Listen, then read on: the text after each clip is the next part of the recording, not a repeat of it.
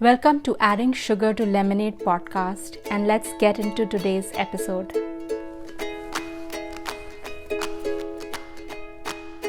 As a writer, how often have we sat down with our work, our notebook, our laptop, and just stared at a blank page? Or worse, haven't even picked up that notebook to write. We might spend hours planning what we'll write and when we'll write, clean our desk. Oh well, let's just clean the whole room. Why not the whole house? Let's reply to that unimportant email that's been sitting in my inbox for days. I know you're nodding right now because it's not just me who struggles with procrastination. Before tackling procrastination, we have to first understand what it is. Procrastination is the act of carrying out less urgent tasks in preference to more urgent ones, or doing nothing at all. It is typically characterized by a lack of self-discipline, poor time management, or lack of understanding what is important.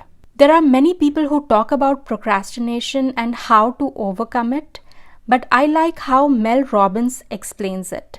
She says that procrastination has nothing to do about the thing we are procrastinating about. So for us writers, it means it has nothing to do with the actual piece of writing we are working on. Instead, procrastination is a form of stress relief, and it is triggered by stress which is rooted in fear and often is disguised as wanting things to be perfect. So perfectionism. Sometimes as writers, procrastination looks like writer's block, and no matter how much we try, it can be hard to kick it and sit down to do the actual work. I have enough time. I can write later. A later which may never come, or which we land up fighting with at a rather close deadline, and that will affect the quality of the work you're writing. If you are an indie author, a self-published author, and you don't have an external deadline like the one your publisher has set to push you, the writing, the book, the novel never gets done. But why do we procrastinate? Like I mentioned earlier, it is a form of stress relief. I find myself procrastinating when I'm overwhelmed. And often I find myself postponing working on my novel to do things of little or no importance literally. With a lot of journaling, I have found that it's almost always rooted in fear of failure. It's because I think I'm going to fail and that the book is not going to ever be as good on paper as it is in my head. I want to write this book, but it's hard, and I'm scared that it will not be as good and that people will think I'm not a good writer and that my book will not sell and so on. Let's not write it right now. I'll work on it tomorrow. I'll work on it after I've read a million other books on how to write. I'll write this book after I have taken 10 million writing courses. I'll start writing after I have done the research, and the research never ends because if it ends, I'll have to sit down and write. And so I postpone it by not doing the work, not writing, or finding any excuse to say I don't have the time. And so I have this small period where I feel okay. Then how do we break up with procrastination? If you are feeling this way, know that I see you. I understand how you are feeling. And I know that what I have to suggest is not something you will like, and it's probably not what you want to hear. But it is the only thing that works. It is that simple, and yet it's the hardest part. So how do we get there? How do we break up with procrastination? Over the years, I have found a few things that have helped me get over the procrastinating phase and get the work done. The first thing I do is acknowledge that I am procrastinating and that writing this 75,000 words novel is overwhelming for me for some reason. Then I like to journal about it in a stream of consciousness, and usually that helps me understand what my true feelings are. You might not be like me and you don't like to write things down. Instead, you might want to just sit down in a quiet room and just think about it. The point is that this activity gives me a chance to accept my feelings without judgment and not feel guilty about it. I give myself some time, usually a few minutes to an hour or so, to be in that state and be okay with it. Once the time is up, I get to work. Simple. Just get to work. And yet, it's the hardest thing to do. And I know this from experience. So then, how do I get to sitting down to write? I break the tasks into smaller bits. Writing a book of 75,000 words or 125,000 words is daunting. But that book you have in your heart and in your head needs to be written. And the best way to get this job done is to break it down into workable bits and take it one small task at a time.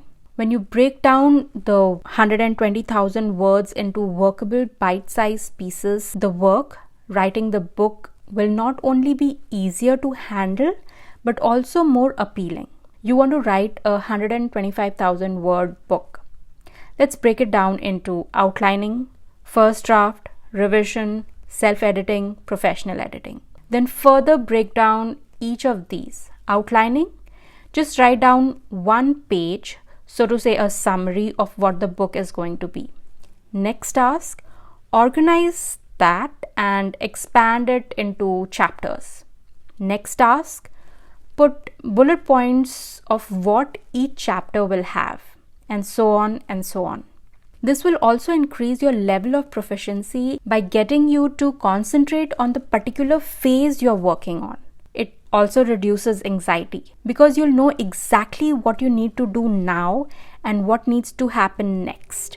You're not holding all this information in your head wondering if you're missing anything. And as a follow-up to this, it's important to set a deadline for each phase. Otherwise, you could spend so much time working without making noticeable progress. Next is making procrastination less accessible. This helps redirect your focus from that distraction to the task at hand, that is writing your book. What are the usual things that allow you to excuse yourself from working on the book?